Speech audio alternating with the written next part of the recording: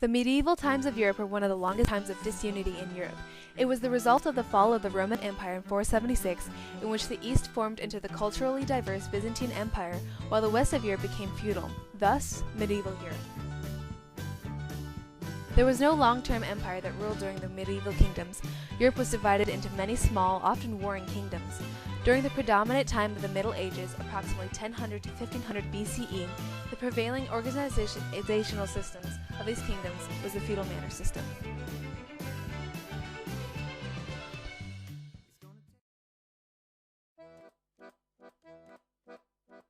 The only sense of unification was in the clergy of the Pope in Rome.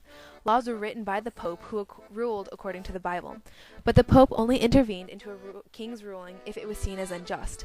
The Pope's actions have caused some of the greatest changes during medieval times, including the support of William the Conqueror, who invaded England and established Norman rule.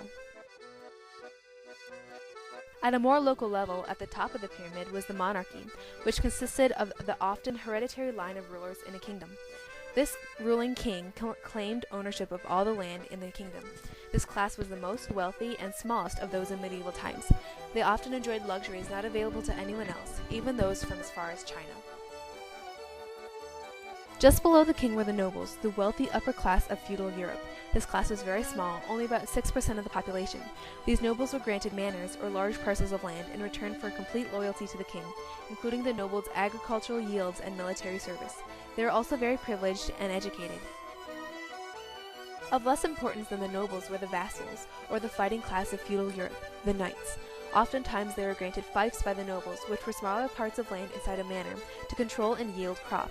In exchange, they pledged their military services, not only to the noble, but also to the king. Below the vassal class were the freemen, the yeomen, or the servants, who were not bound to the land as laborers. This often served as the merchant class of medieval times, and while still small at the time, became very important to the growing economy and eventually led into Renaissance times. The lowest class of feudal Europe during the Middle Ages were the peasants and serfs. These people were bound to the fief that they lived on, and any yield that they labored for belonged to the noble ruling their manor. These people were not considered free and worked for their entire lives. These people were the bulk of the population of medieval Europe. Religion played the most important role for the people of medieval Europe, where Catholicism was the dominating religion. The Catholic Church held the power to create and enforce laws, tax, and judge.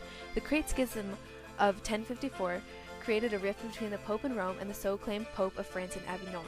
It was only reunified with the creation of Roman Catholic Catholicism. The Crusades were also a signature of medieval times, where great military expeditions, first urged by Pope Clermont, were sent out against Muslims in the Holy Land.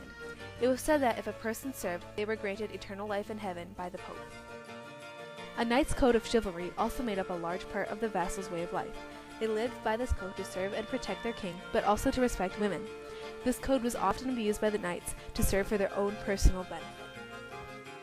Women of medieval times were completely secondary and submissive to their male family members. At these times, they were expected to work not only as field hands, but also house caretakers and mothers. A few influential women were Matilda of Flanders, the wife of William the Conqueror, and Joan of Arc, who led the French to a victory during the 100 Years' War.